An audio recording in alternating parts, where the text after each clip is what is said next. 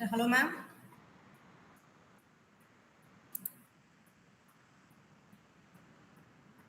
Hello, ma'am.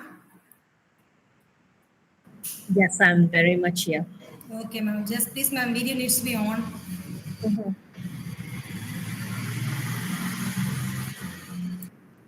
You let me know when I have to switch on the camera. Okay, ma'am.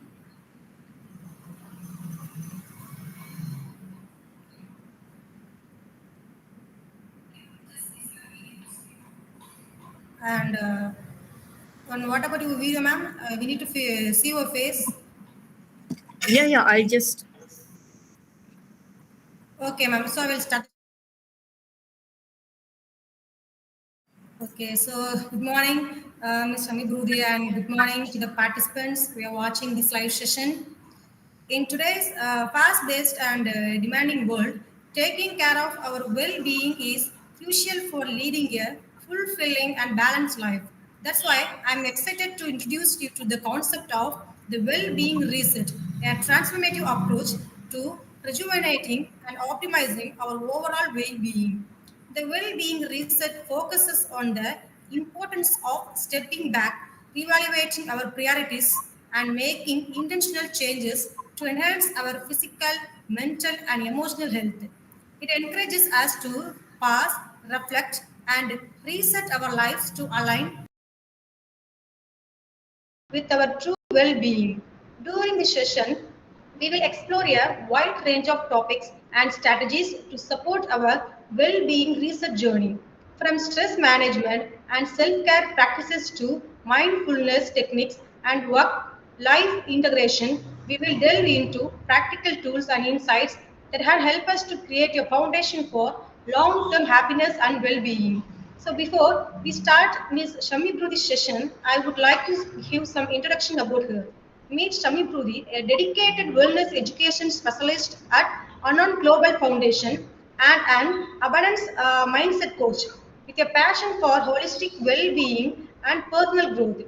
Shammi is committed to empowering individuals to live their best lives. As a wellness education specialist, Shammi brings extensive knowledge and expertise in various aspects of well-being, including physical health, mental resilience, emotional intelligence, and spiritual growth through workshops, training programs, and educational initiatives. And Shami helps individuals cultivate a balanced and fulfilling life. Additionally, as an abundance mindset coach, Shami guides individuals to embrace an abundance mindset, empowering them to overcome limiting beliefs and tap into their full potential. And Shami's coaching techniques inspire individuals to cultivate a positive mindset, achieve their goals, and create a life of abundance in all areas. At the end, I would like to introduce to the motto of Ms. Shami Brudi.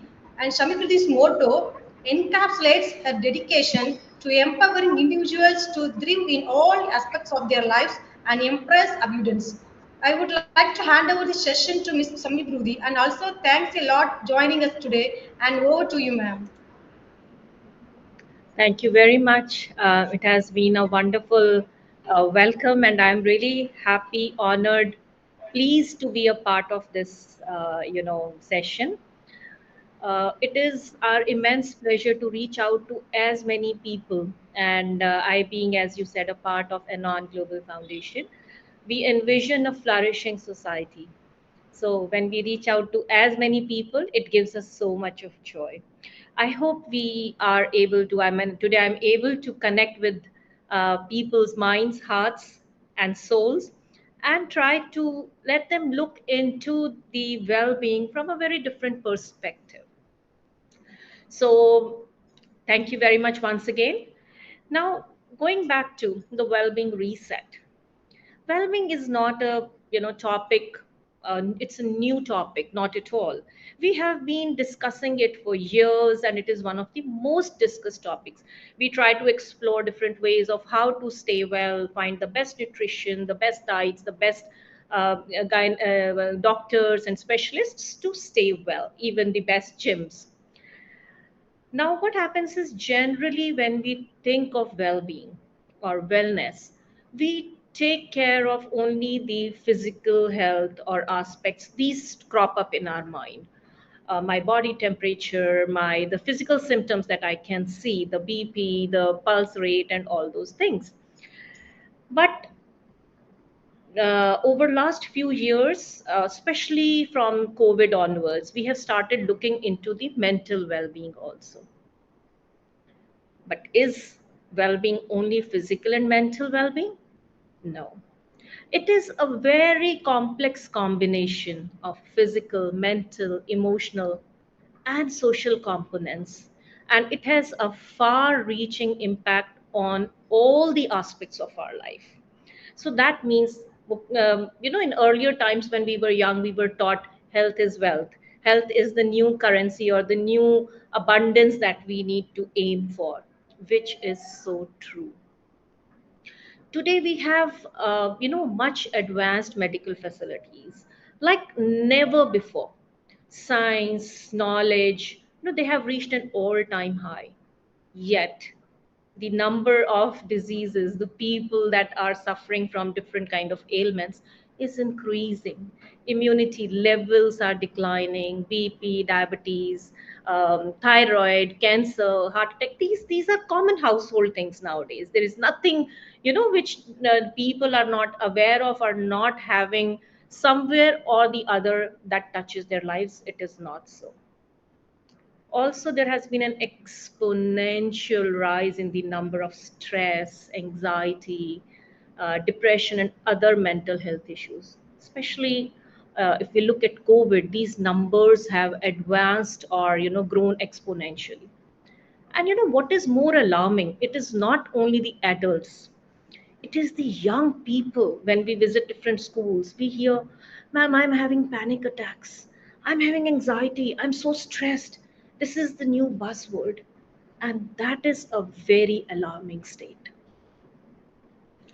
So, generally, when we talk about well being, we view body, mind, physical, mental wellness, they in isolation.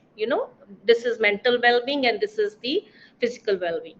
But we need to understand that these are very well coupled, very well integrated. They are not working in isolation. So, today we are going to look at the mind and the body, the physical and the mental components of well being from a very different perspective. Generally, we talk about like nutrition, exercise, sleep, they are important, but today we will explore the fundamentals, concepts of our body and our mind. So, let's see. I'm going to show you a picture. Just give me a second. So, this is up, when we drive, all of us drive a car or any scooter or anything, we try to get the optimal functioning. This green line, if you see, appears on our dashboard and it is called the eco mode. What is eco mode? Eco mode is when the car is or the vehicle is working at its optimal level. The gear, the clutch, the brake, the engine oils, they are, all working in alignment and the vehicle is working in the best possible way. Do we function at our optimal best? My body, my mind, are we exploring or are we reaching our full potential? That is one question that we need to ask. So when we buy any kind of a gadget, any washing machine, a laptop, a phone, we generally get a manual with it. We try to, read it and find out how to best operate it. Or if we are not able to find anything, we go online and we check what is the best way of using this kind of technology or this kind of functioning that it has. But this supercomputer that we have, that we carry in our head, it doesn't come with any manual. We don't know how to operate it optimally. I'm not saying we don't know how to operate it, but the best or the optimal use, much part of it goes unused, or we try, trial and error method. We try this thing or that thing to understand that how, I can do this thing better. We are not even taught in schools, we are not even taught by our parents how to make the best use of this supercomputer and this body that I have been given. So let us understand both these components, the body and the mind, today well. So, first, the body. We all know our body is made up of the Panch Tattvas, the five elements. What are those? The earth, water, air, fire, and ether or sky, right? When these five elements, they are in working optimally or they are balanced, we enjoy the three H's, that is health, happiness, and harmony in our lives. But whenever there is an imbalance here, something or the other goes for a toss, we experience some kind of ailments or diseases either in the body or in the mind. Now, let us go back and look at our ancient cultures. What they did, how they remained so healthy. They did not have so many of doctors, and yet they lived very long and healthy lives because they integrated these five elements into their daily rituals, into their daily practices in one way or the other. It became a lifestyle for them. And hence, health, happiness, and harmony was very natural to them. Um, Even, in Indian temples, the Panch Tattvas were very well integrated. If you, and I'll talk about it, give little hints when we go further. So, when we talk about the first element, the earth, now how can when we talk about earth element, it represents our body, the muscles, the skeleton. It is responsible for growth and structure of our body tissues. When the earth element is balanced, we feel stable, we feel safe, grounded, secure, at peace with our life. And we like life with all its colors, whether it is like good, bad, ugly, the different pains or happy moments. We tend to take it in our stride. We aren't impacted by the events in our life to a great extent. But when it is imbalanced, there is an we are unable to regulate the body temperature, we feel cold, the challenges that come with our life, they become very overwhelming. Even the small challenges in our life, we feel insecure. There is lack of depth in our ability to stay grounded, and we feel restless, and even it impacts our relationships. We struggle to stay in relationships for a long time. And if it is excess, the earth element, we tend to gain lot of weight also. So now let us see how we can balance it. We have heard a lot about earthing, grounding, our parents telling, walk barefoot, go out on the grass and walk barefoot. But in our daily lives, we don't even pay heed to it. We feel mummy, papa just keep saying these things. They, these are all, I need to go according to the Western, ways of living. And these are like, ancient things. I don't want to do that. But earthing or grounding, because we are electromagnetic bodies. When we connect our souls with the grass, with the ground, the connection is made, and then we feel really safe and secure in our lives. This earth element is balanced. We remember when we go to our temples, we are supposed to take our shoes off. This is one way of grounding ourselves. So this is a lot of physical, physiological, and other bioenergetic benefits when we balance this. And it also, stabilizes our body element in us. Now, another way of balancing it is exercise. When we exercise, where we are, kind of helping our body, balance its earth element inside. Gardening, connecting with nature, meditating, and eating earthy foods. fruits and vegetables that grow, close to nature, which are not compact, or the foods that are sold over the shelf, they do not help us balance. They create the imbalance in our body, earthy balance. Now we were talking about, earthing. If you really want to understand the full meaning, you can even see the movie The Grounded, Heal for Free. What is the science behind grounding or walking barefoot, or how we can connect more with the earth element? These two movies talk about the scientific elements on it. And also, in the temples, when we get the prasad, we get the kumkum or vibhuti on our forehead. These are also other ways of balancing our earth element. Now moving to the next element, that is the water element. Water represents our mind. When the water element, 70% of our body we know is water, 80% of my mind is water. So if this is imbalance, we can understand what kind of imbalance it can create in my body, or what kind of disconnect it can create with my understanding my own mind and my body. Now, how to balance that? Cold water therapies, having showers, swimming. This helps us, connect with the water element and balance it within ourselves.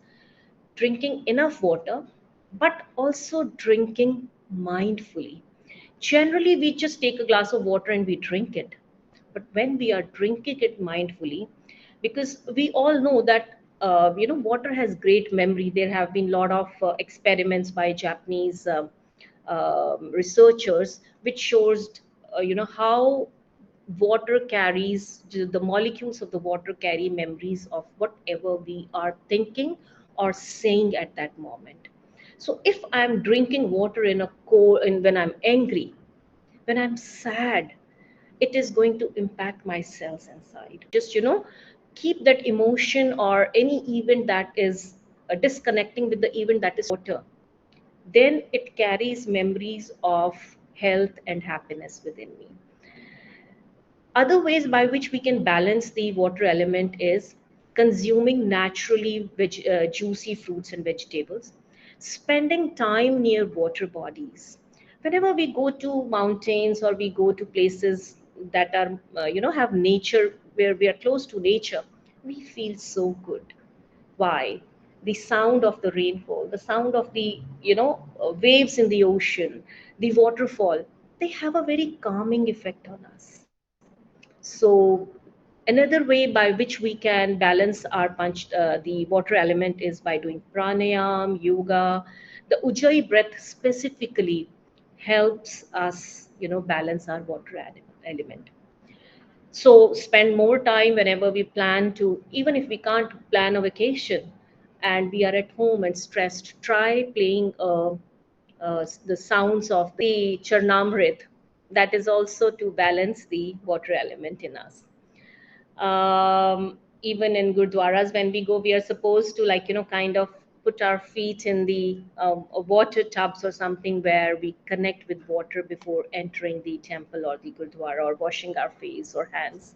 So this is another way where these rituals were connected in our daily lives by our ancients. Now the third element is fire. Fire, where do we find fire in our body?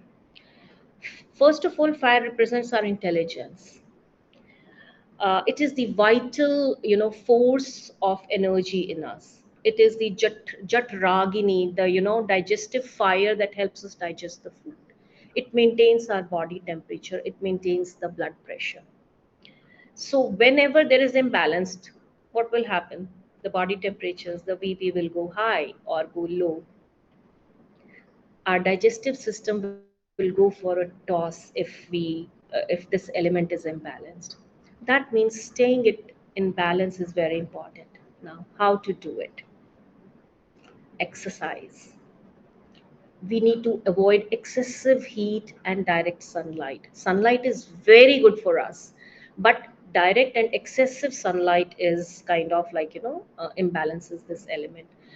um, The morning sunlight, when the sun is red, just after the sun has risen, is the best time to soak in sunlight, because it gives us a lot of vitamin D. And I remember, readings in our ancient books that when we leave our navel open and let this sunlight enter, the morning sunlight, it is the best form. We don't need any supplements of vitamin D, because that's when the best amount of, or the optimum amount of vitamin D is generated in our body. Other ways of balancing fire element: meditate, do pranayams, and that's how we can, you know. Now, when we look at our temples, we had the arti, we had the earthen lamps. That's where it was used to kind of balance the air element, or sorry, the fire element in our body. The fourth element is air, or the prana. The name itself says prana, the life force, the awareness in our body. So, how to balance it? Exercise, mobility is very much required, because when we are immobile, or we sit for a long time stagnant, the uh, the passage of the air gets blocked. So mobility is very important. Breathing exercises, pranayams, we all know very much about it.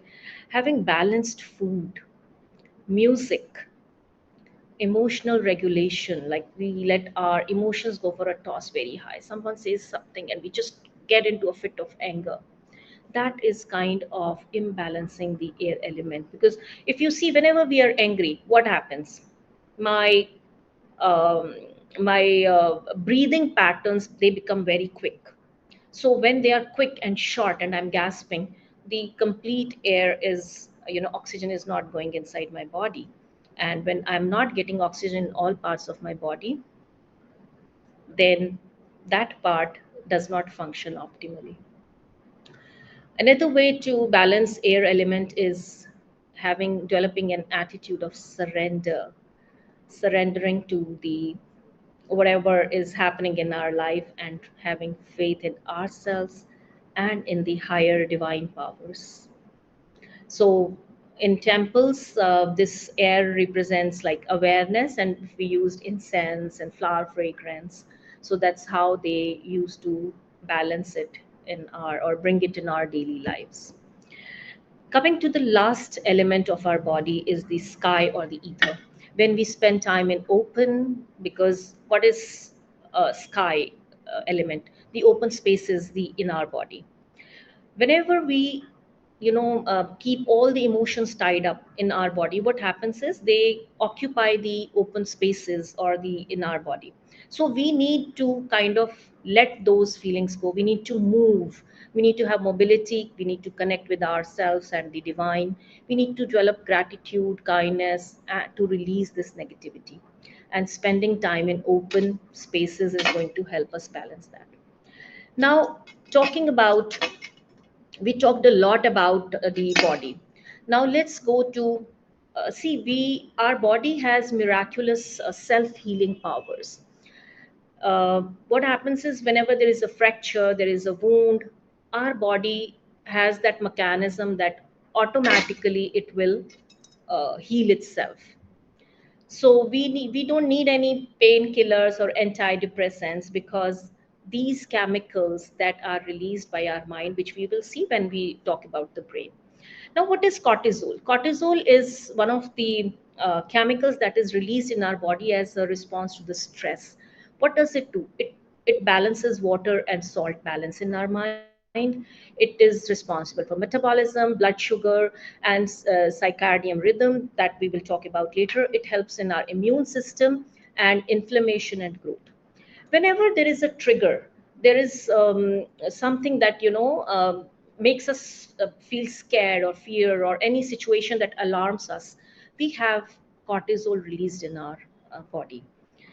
Now, that cortisol stops the functioning of the digestive system, of my immune system, and all my, muscular system, the whole blood flow and everything, all the energy goes towards that, because I have to get into a fight or flight mode to get rid of, or to get out of that frightening situation.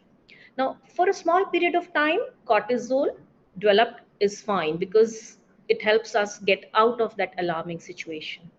But if, and like in today's days, we are releasing a lot of cortisol on an everyday basis, almost every hour and minute, because the social media, the kind of things that we have, the news that we have, they are releasing a lot of cortisol, they're triggering us a lot. Over a larger period of time, when we release the cortisol, what happens is our digestive system stops functioning. So, what will happen? My immune system stops functioning. What will happen? The immunity will go down. That means this is where I need to, you know, keep my cortisol level in check. Let's now go to the brain. I'll quickly tell you the brain, the couple of parts which are, important to understand at this basic level. We have the amygdala, two almond-shaped parts of the brain behind our ears, and the prefrontal cortex. Now, this prefrontal cortex develops fully up to 24, 25 years of age. Till that amygdala, that is the emotional brain, that helps us stay triggered, that helps us, react very quickly, function on its own. Earlier, this prefrontal cortex was developed because, when we used to go to the ashrams and things there, we would not have exposure to, like today days, porn and all the violence and things. So this amygdala would not function too much. They would be exposed to a lot of meditation and pranayams and breath techniques, and the prefrontal cortex would develop a lot. But आज की date में our prefrontal cortex is not developing, and children get into the amygdala functioning, they react, they get into fight and flight mode, and this is one of the cause of releasing of the cortisol also.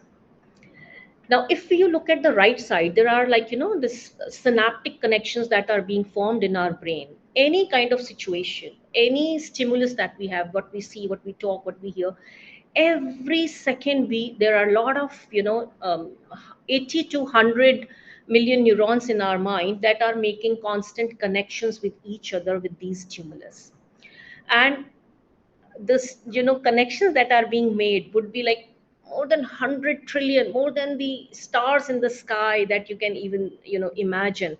Those many connections are being made in our mind every day. Now, if I get a stimulus that is like negative or alarming, or I constantly keep reading violent, watching violent movies, or playing games on the computer, which are like having a violent connotation, or probably something that stimulates negative emotions in me, then I am creating negative synaptic connections. But if I delve into the positive stimulus for myself, for my children, for people around me, kindness, gratitude, love, soft talk, letting go of things, staying playful, then I'm creating synaptic connections which are very important for my good health, happiness, and harmony in my life. Now, when these synaptic connections are being made, there is release of neurotransmitters in our mind and our body. There are a lot of them. I'm going to focus only on four of them. We must have heard a lot about these four. They are called as happiness hormones, but they are also for our health. To understand them better, or simply, I would name them as DOS, D for dopamine. Dopamine is um, a neurotransmitter that is for pleasure and pain. Now, my mind, my body always functions in a balance that is called homeostasis. If there is some pain, this balance will tilt down a little bit, but after some time, it will come back to its regular balance. If I am happy, it will go up, and then again it will come down. So the balance generally stays maintained. But nowadays, and how does this dopamine release? When I'm getting appreciated, when I'm doing something new, and I'm, given positive affirmations. Hey, you're doing good, wonderful, well done. These kind of affirmations, positive affirmations, and appreciation helps release dopamine naturally in our body. But the games or the social media today works on the dopamine principle. It releases dopamine in our body whenever we cross a level. We get a like or a comment on our picture on our social media. Dopamine level is increased, then we look for more, then more, then more. And that's how we get addicted to the games and social media, because this dopamine level, we are constantly looking for this dopamine, and it goes high and high. It goes so high when we keep playing these games and get associated with the engaged with the social media, that the homeostasis balance is you know goes for a toss. Now my dopamine levels have reached this high, or probably drug abuse or alcohol or cigarette, all these release dopamine. Now my balance has gone up for a toss. It will not come back to this one without anything. It has gone up high. It cannot, the body cannot maintain it. How can it maintain is either I take a detox from the social media, from my phone, from the games, depending upon how bad my situation has been, how long I have been addicted to it. So when I take a detox, I just keep it away for a couple of days or maybe a day. Or if not possible, then try to have, like, let's say 2 hours or 4 hours fasting with my social media or probably with my phone or games. Then my slowly my dopamine levels will start getting balanced again. The next neurotransmitter that I like to talk about is oxytocin.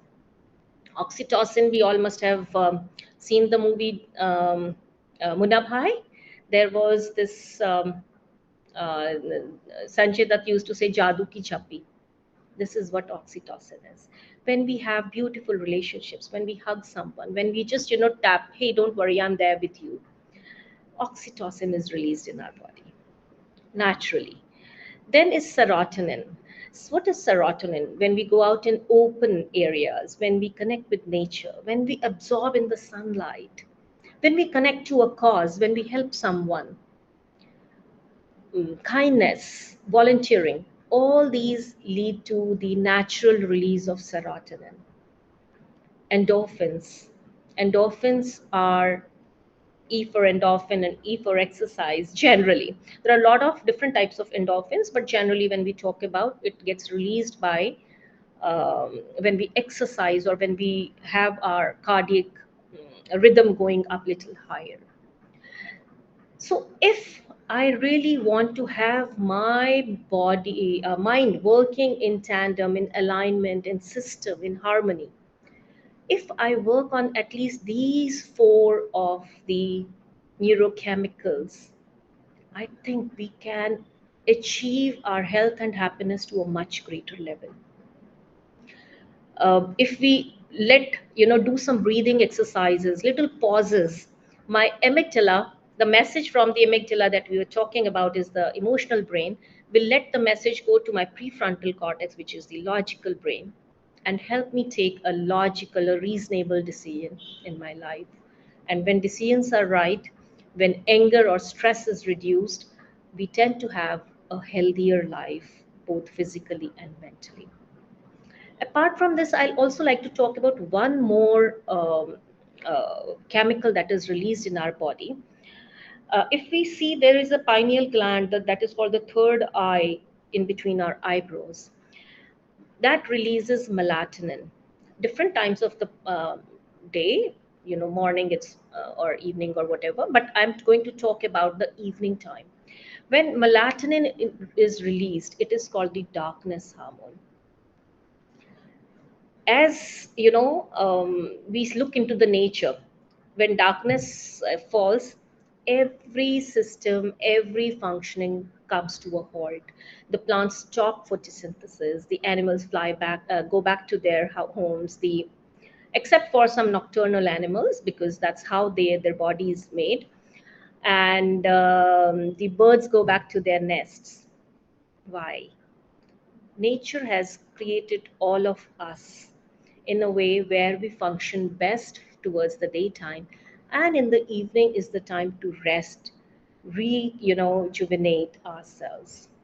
So this darkness hormone, melatonin, it gives the body the signal that it is time to sleep.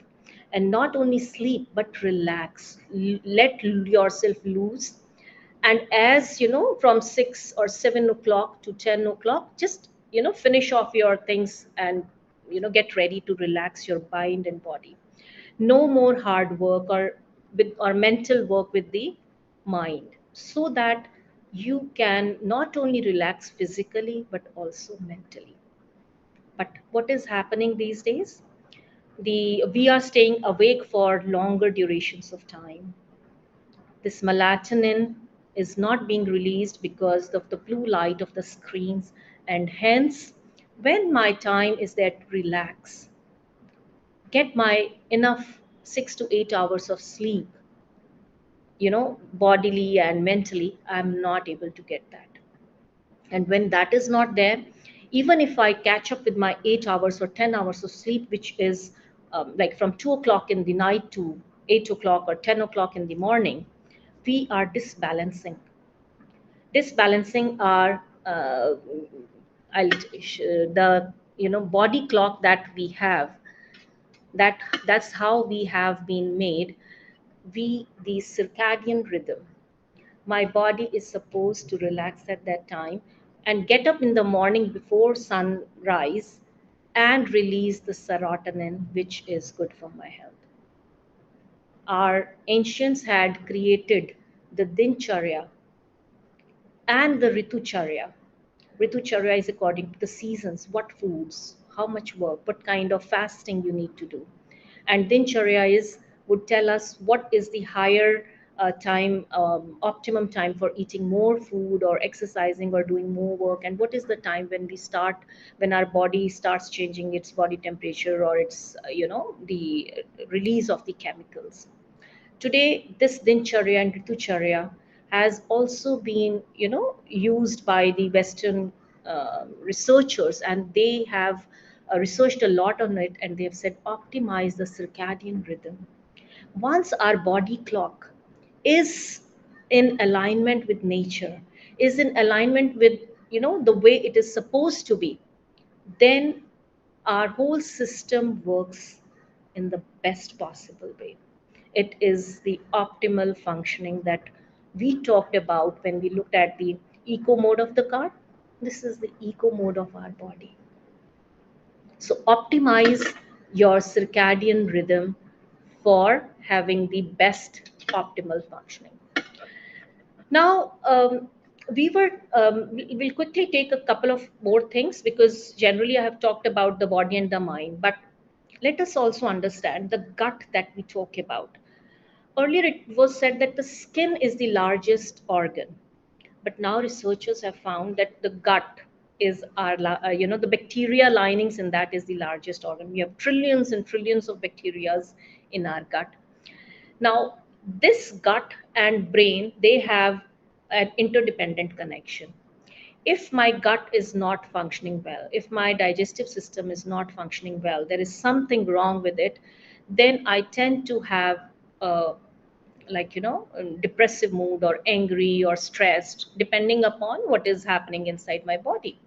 And if I am in my brain feeling stress or not feeling up to it, or what we call anxiety today, or any kind of imbalance in the brain, then it impacts my digestive system, as we just talked about. So it's a reciprocal formula that we need to work on.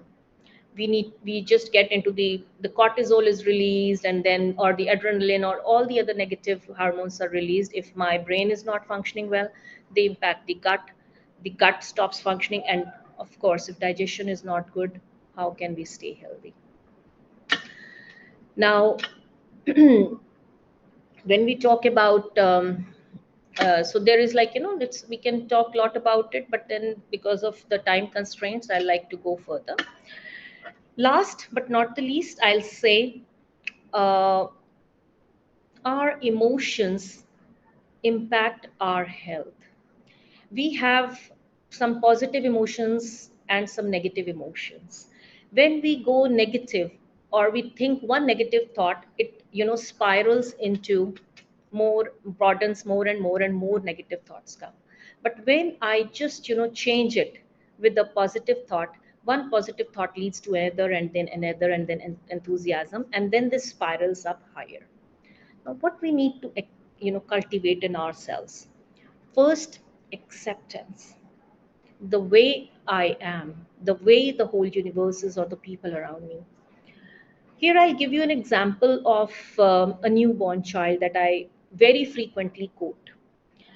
Children, babies, when they're born, they have very pink skin, very beautiful skin. They smell so nice. Why? Very two reasons. One, they do not intake anything that is the food that is sourced from outside. And second thing is, they have the resources of all the positive emotions. They do not judge. They do not judge the other people. मोटा है और काला है और नाक ऐसी है और बाल छोटे हैं, whatever. And they do not judge themselves also. So there is no judgment. They accept the people around them as they are, and they accept themselves as they are themselves. So no negative emotion. Also, they are very playful. Children, you would say, play and joy comes naturally to them. But as we grow, we start connecting with people, we start taking on their negative emotions. We start, the mirroring the emotions that our parents, our neighbors, our school friends, and teachers, they are imbibing. And we start developing those negative emotions of hatred, of jealousy, envy, that child has more than me, anger, greed, lust, all those, they come in afterwards. So if we need to really be happy, we need to, smell fragrant. When will we smell fragrant? When we have all the positive emotions in us. Then we need to mindfully make informed decisions to cultivate acceptance. Just look at me and myself, and the way I am, I'm happy with it. I don't need to say, hey, I have short height, I am fat. The way God made me, I'm perfect, because God never makes any mistakes. And staying playful, gratitude. Gratitude is so important. Our cultures, all the cultures, in fact, have been talking about gratitude, thankfulness, or probably shukrana. And, they say, have compassion, kindness, keep 1/10 of what you earn for helping people or those who are not as fortunate as us. These kind of positive emotions or way of looking at life take us to an upward spiral of health, happiness, harmony with ourselves, with the nature, and well being doesn't need anything else except this. So, I generally, this is what my philosophy is: go within and upgrade your software, your body, your mind. Once we do that, we keep upgrading our laptops. The new software has come, but we never go inside ourselves and upgrade our own software. Live each moment lovingly, compassionately, and gratefully, being consciously aware that my well being has a symbiotic relationship with that of the surroundings and the whole ecosystem. Connect with nature. Live as nature has wanted you to do. There will be no well-being issues, even if some people who are born with certain, or they develop certain kind of, you can reverse those diseases when we start connecting with our panch tattvas, when we start optimally using our brain and using the happy hormones, stimulating our bodies and minds to release the happy hormones.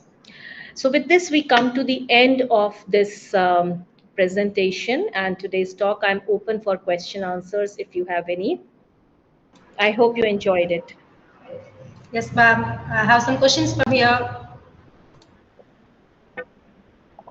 So the first question, how can I sustain the changes and past habits established during the well-being reset in the long term? Sorry, I didn't get you. How can I?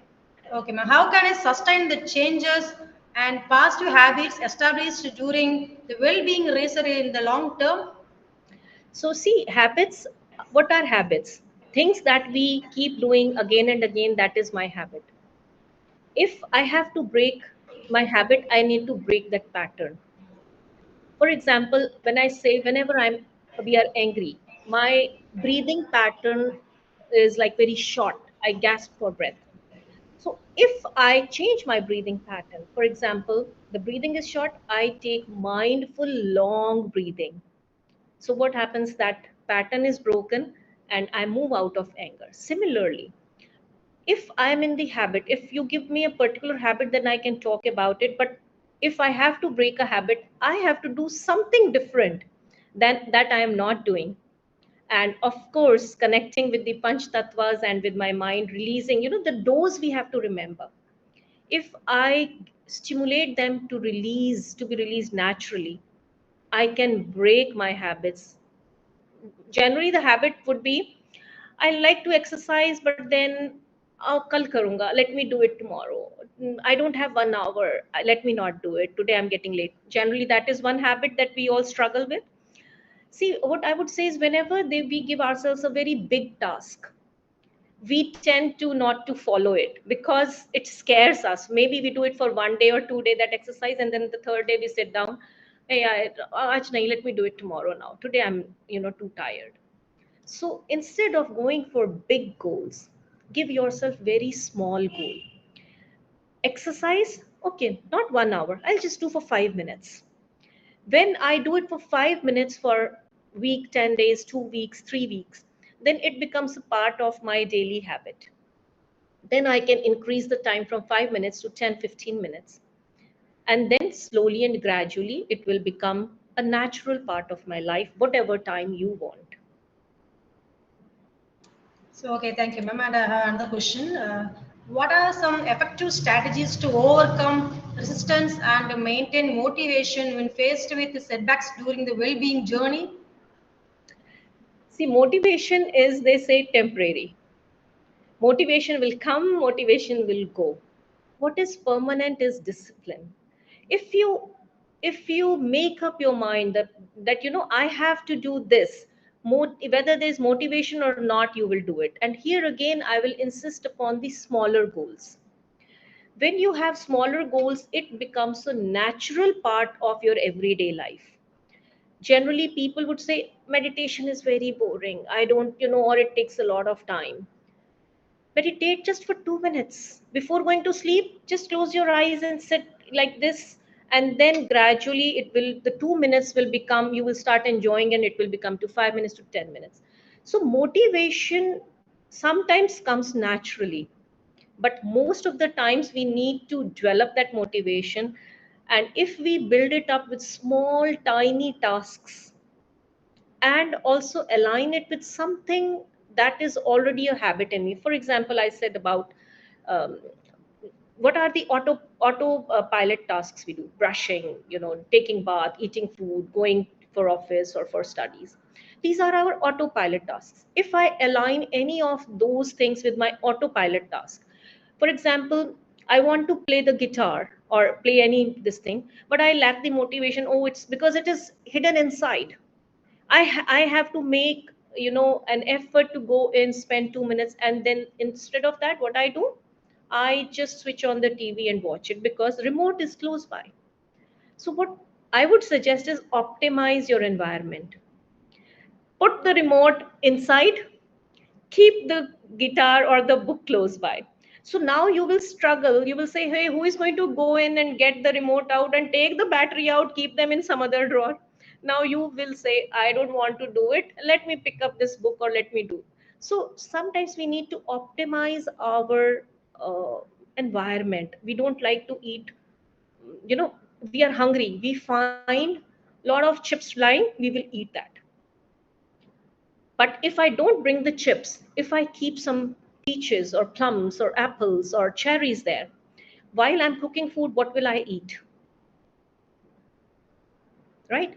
So we need to not find the excuse. If I bring it, I will use it. If I don't have it, I will not use. Optimize your environment.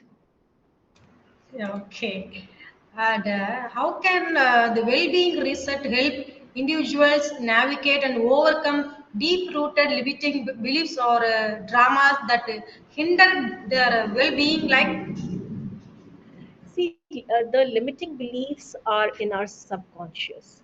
It is completely another topic, and it would, if I have to talk about it, because I do NLP also, which delves into these subconscious thoughts, it will take a lot of time. So, but to cut long story short, if we are connecting with nature, at that point of time, we tend to lose track of the unhealthy or unpleasant memories.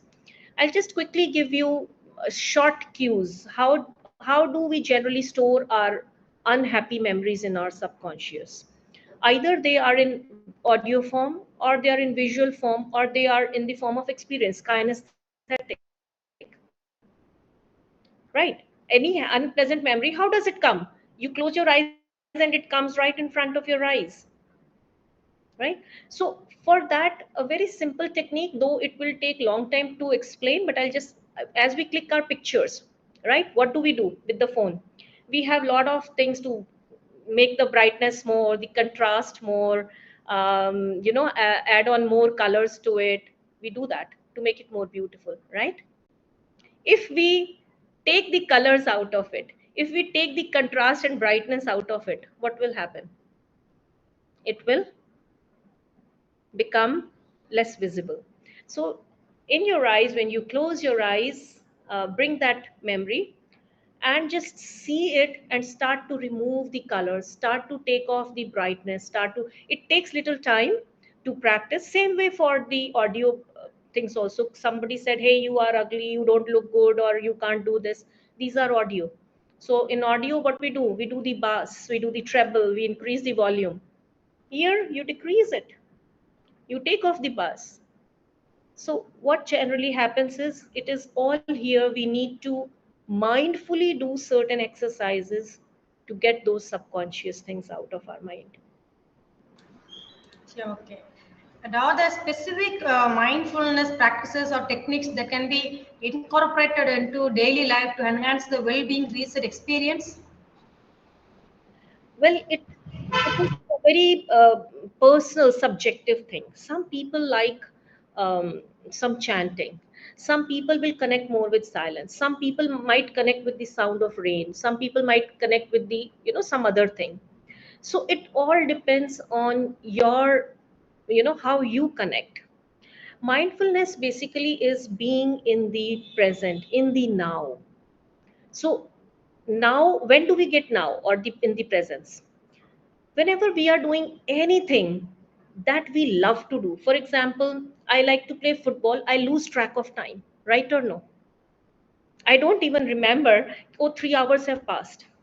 So that means at that time you are not even remembering your any worries of the past, or any, past emotions or anxiety about the future. You are in the now. That is mindfulness. So whenever you engage yourself in things where you lose track of time, you are being mindful. Or you can use any kind of chanting, mantras, nature sounds, anything, or sit simply in silence for as long as you want to. And that is your meditation and mindfulness. Okay.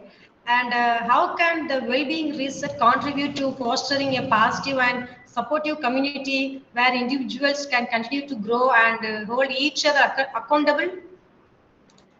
See, it's a very beautiful question. How can, this is about the collective well being. When we say we are made of the Panch Tattva, the whole environment, the whole cosmos, the whole universe is made of the Panch Tattva. If I am balancing, how am I balancing? When I'm going out in the nature.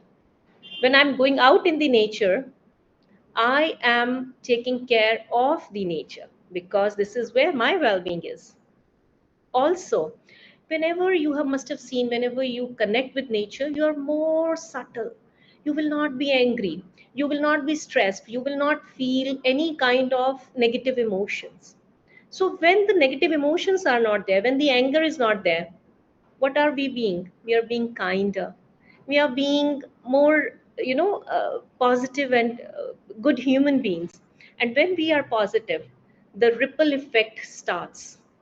They say, a research says, if I am healthy, I impact 5 levels of people around me.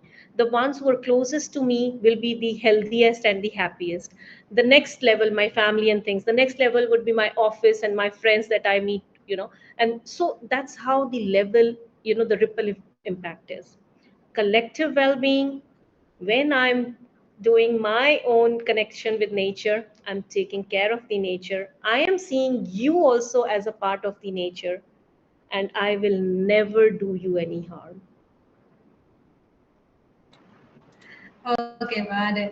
What role does self-compassion play in the well-being research, and how can individuals cultivate it effectively?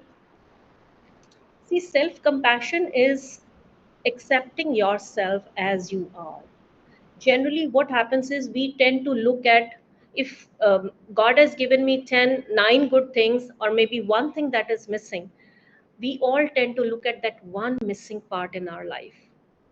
We don't look at these 9, the talents, the unique strengths, the health, the anything that God has given us. If I start looking at this, I am developing self compassion. I'm not being judgmental. I'm accepting myself. I am growing these strengths. And at the same time, this doesn't mean that this doesn't exist, the weakness. I can work on it. Believing that nobody's perfect. Everyone's life has some challenges.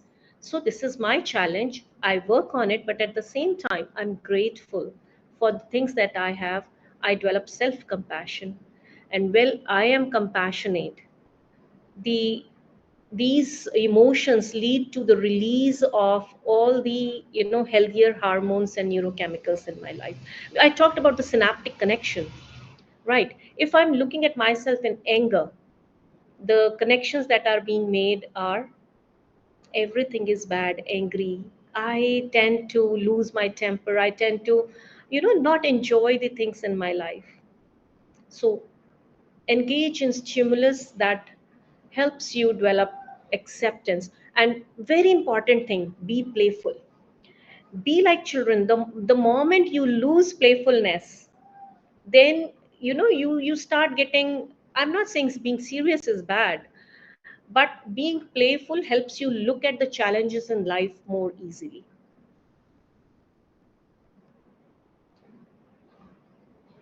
The first final question.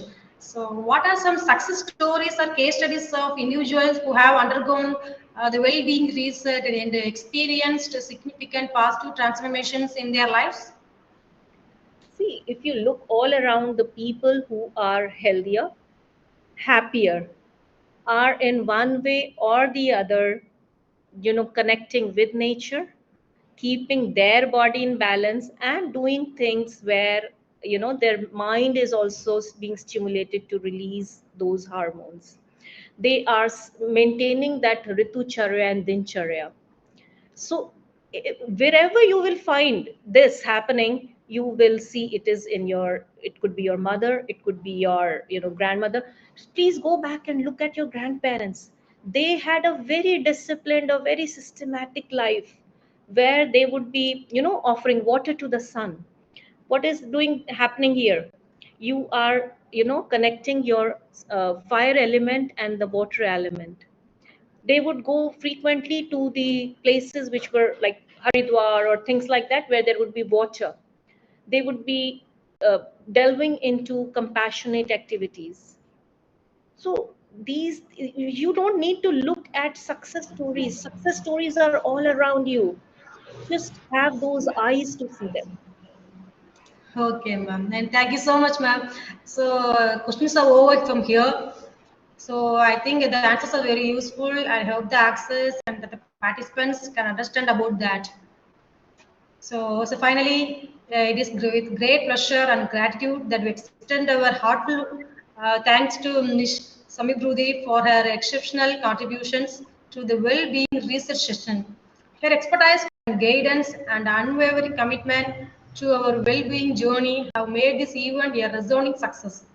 Miss Shammi Proothi, as a wellness education specialist and abundance mindset coach, you have illuminated our path towards holistic and well-being and personal growth.